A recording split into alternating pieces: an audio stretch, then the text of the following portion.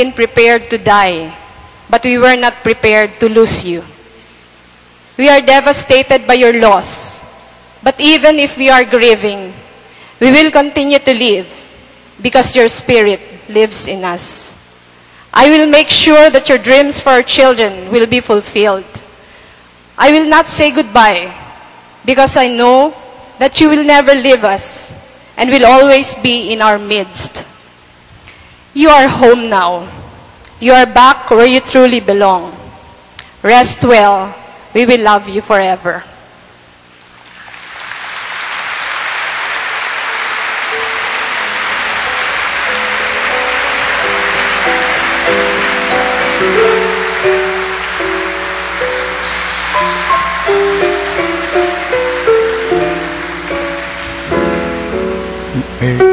May we now call on the Department of Transportation and Communication Secretary Mar Rojas to introduce the President. Ma'am Lenny, mga kababayan, ang Pangulo ng Republika ng Pilipinas, Benigno S. Aquino III.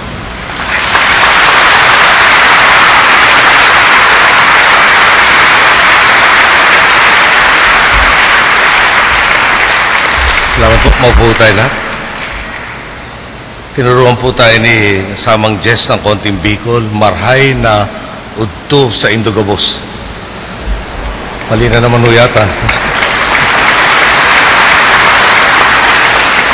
Attorney Lenny Robredo, Aika Tricia Jillian, Mr. Butch Robredo, Dr. Jocelyn Austria, Dr. Penny Bundok, Ms.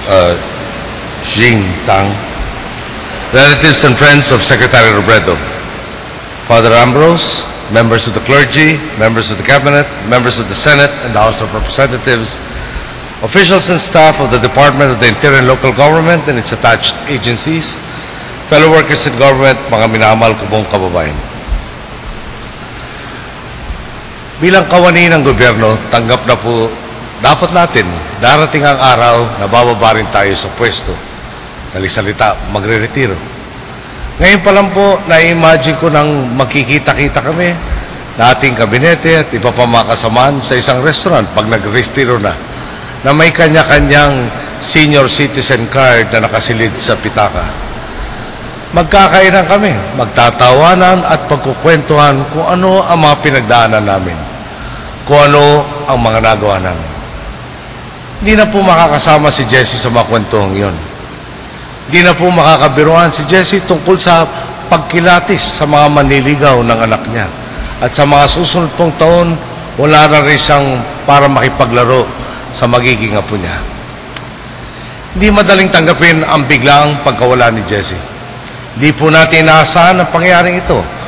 Ngunit sa kabila ng ating kaba at pagkabigla ng unang marinig ang balita, ginawa natin ang lahat ng ating magagawa upang mailigtas siya, kung papalarin, at kung hindi man upang mabigyan ng angkop at marangal na pagwawakas ang trahedyang sinapit natin.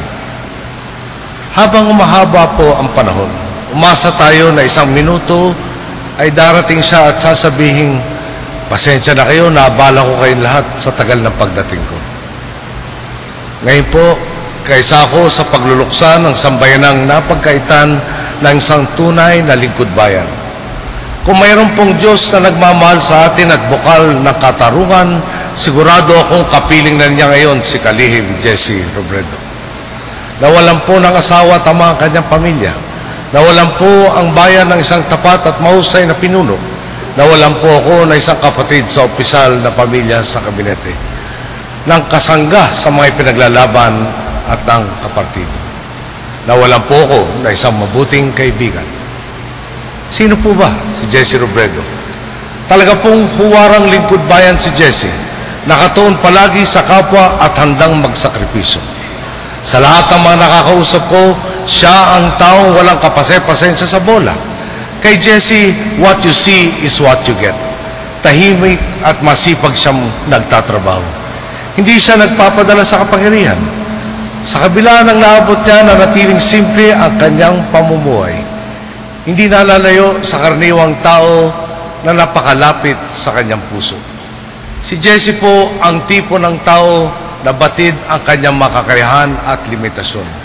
Halimbawa po, sa kantahan, kadalasan kung may kasiyahan, kami-kami lang din ang nag-e-entertain sa sarili namin para makatipid. Si Jessie po, hahanap ng mga kasangga para may kasabay siyang kakanta ng chorus at hindi na siya mag-i-individual performance. Pinakabuo ang kanyang ngiti kapag pasampas na siya sa entablado. Tawa po siya ng tawa.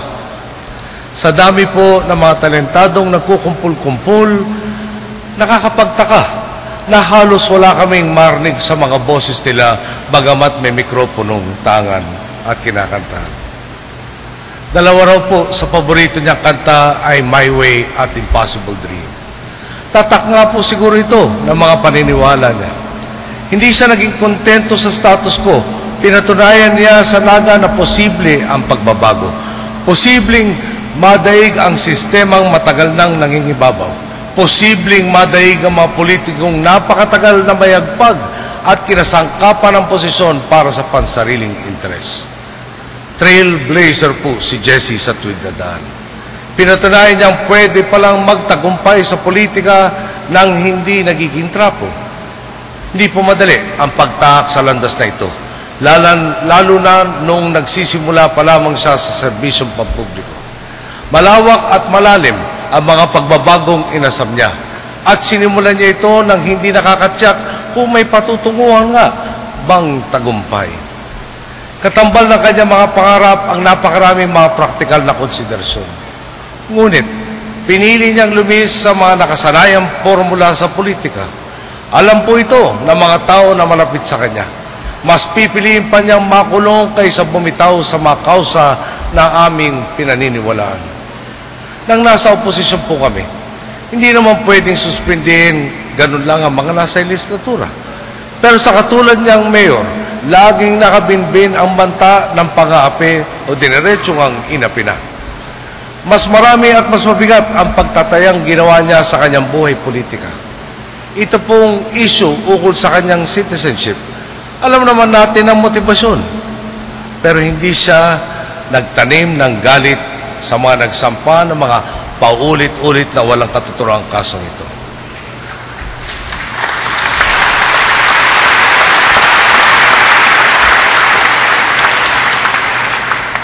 Alam po natin ang katotohanan sa politika. May ibang nakangiti kapag kaharap mo, pero kung tumalikod ka, pakiramdam mo, sasaksakin ka. Napahanga talaga ako ni Jessie. Dahil miski ang nagpakita sa kanya na hindi kaganda ang ugali, kayang harapin ng walang bahid na galit at pagkayamot. Bukod sa mabait, matino at mahusay si Jessie, mabilis din siyang umaksyon. Lahat asap sa kanya. Hindi niya ugaling patagalin sa mesa ang mga gagawa naman ngayon. Kung kayang simulan, sinusimulan agad niya. Naalala ko nga po, minsan may mga informal settler na kailangang ilipat dahil nakatira sa danger zone sila kapag buwaba. Nag-text po sa atin na nagmihingi ng tulong at saklolo. Kinakabahan sila sa paglilipat at nagtatanong kung may kabuhayan ba silang daratnan. Kinausap po sila ni Jessie. Matapos ang 2 oras na meeting, ang mga SOS text naging thank you text na po. Salamat muli, Jessie.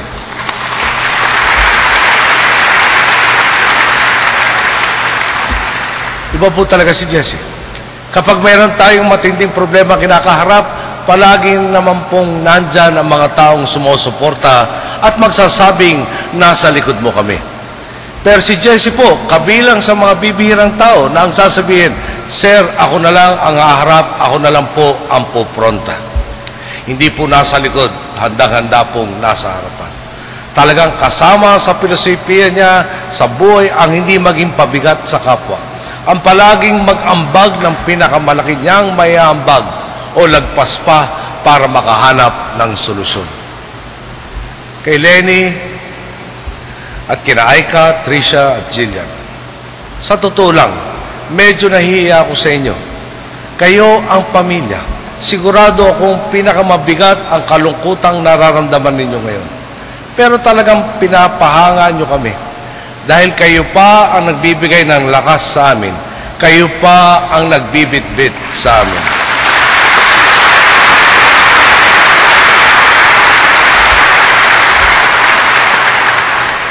Lenny, alam mo naman na hindi tayo masyadong nagkakakilala.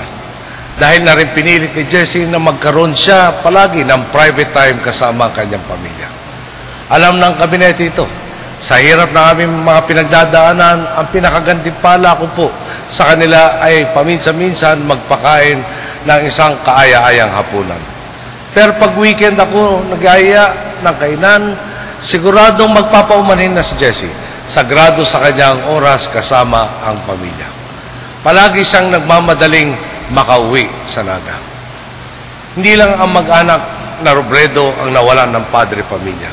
Pati ang buong DILG, ang mga nagtatrabaho sa field, ang lahat ng natulungan niya, ang buong Naga parang nawalan ng ama.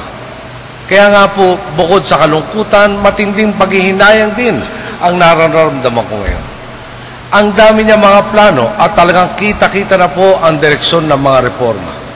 Namunaw siya sa pagpapatotoo ng mga teorya sa pamamahala na pinag-uusapan lang sa mga libro. Ginawa po niya yan sa Naga at yan din po ang nasimulan ng niyang gawin sa pambansang antas. Kayo na po ang mamili. Sa Bureau of Fire Protection, kung saan nakakuha siya ng mga fire trucks na mas mura pero mas maganda ang kalidad at mas marami ang kakayahan. O sa BGMP.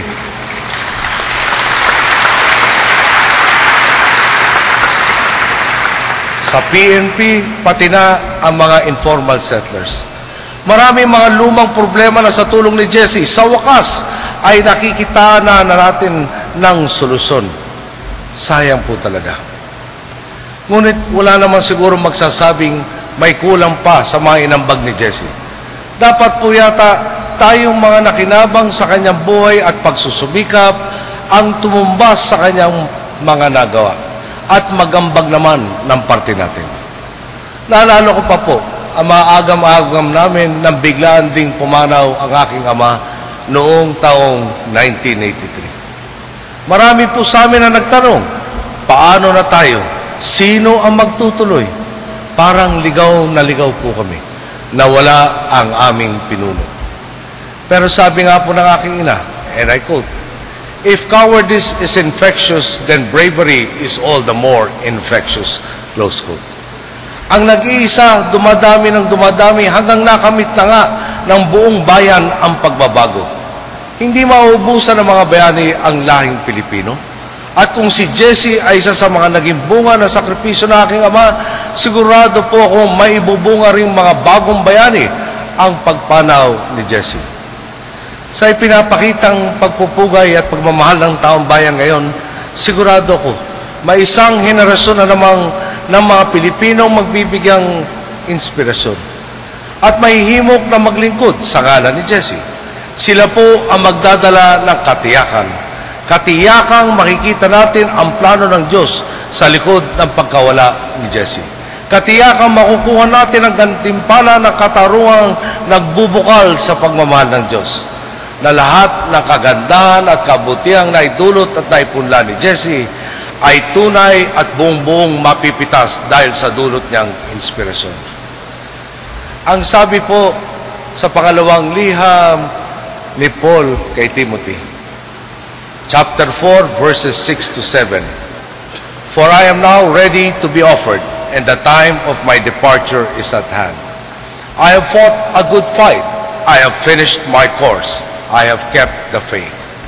Angkop na angkop po ito kay Jesse. Mission accomplished na siya sa mundong ito. Marapat lang na matamasa na niya ang magantimpala ng isang buo at mabuting buhay sa piling ng Diyos Ama.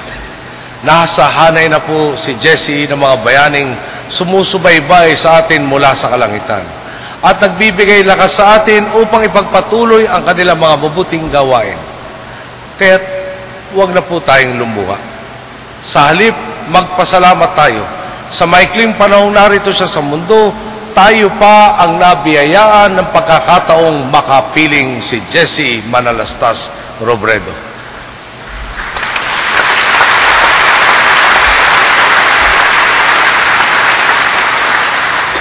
Paalam, Jesse. Sa ngalan ng sambayanan, maraming salamat.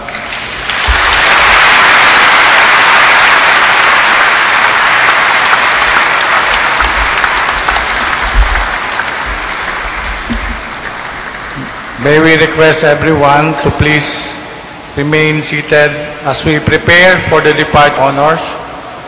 May we also request the members of the cabinet and the family to proceed in front of the basilica. Thank you.